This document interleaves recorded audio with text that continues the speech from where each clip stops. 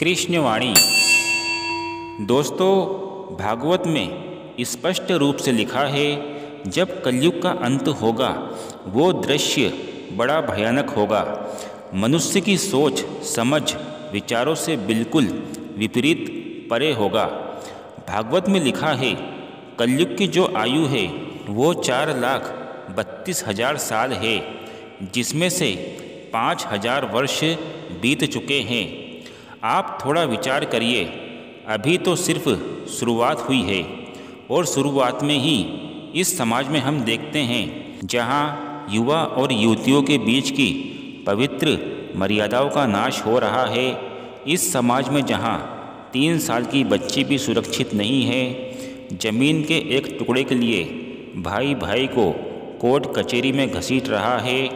इस कलयुग में जहां रिश्ते प्रेम से नहीं स्वार्थ से चलते हैं, तो आप अंदाज लगाइए, जब शुरुआत ही ऐसी है तो अंत कैसा होगा।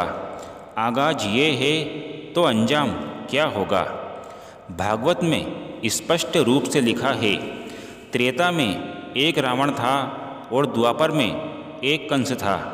लेकिन कलयुग में कितने रावण कितने कंस होंगे, इसकी कोई गिनती नहीं होगी। मनुष्य सोच विचार कर्मों से राक्षस प्रवृत्ति का हो जाएगा। कलयुग का अंत आते आते मनुष्य का कद भी घट जाएगा और उसकी आयु मात्र 20 वर्ष ही रह जाएगी।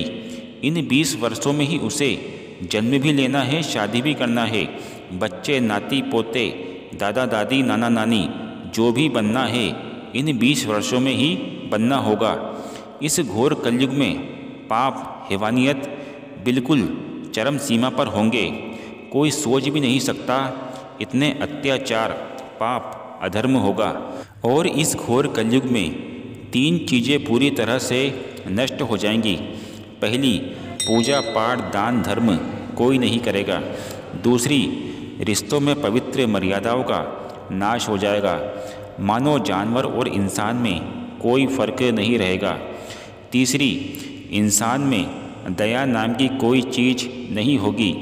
रोटी के एक टुकड़े के लिए मनुष्य एक दूसरे को मारने और मरने के लिए तैयार रहेगा। दोस्तों, इस घोर कलयुग से मनुष्य को यदि कोई बचा सकता है तो वो स्वयं कलयुग ही है। भागवत में लिखा है, कलयुग की एक बहुत बड़ी अच्छाई है, विशेषता है।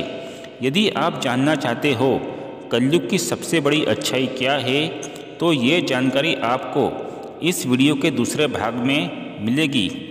वीडियो का दूसरा भाग देखने के लिए आप अभी YouTube चैनल देश धर्म समाज को सब्सक्राइब करके बेल आइकन दबाइए और ऑल के ऑप्शन पे सेट करिए, ताकि जब वीडियो का दूसरा भाग अपलोड किया जाए तो सबसे पहले आपको मिल सके।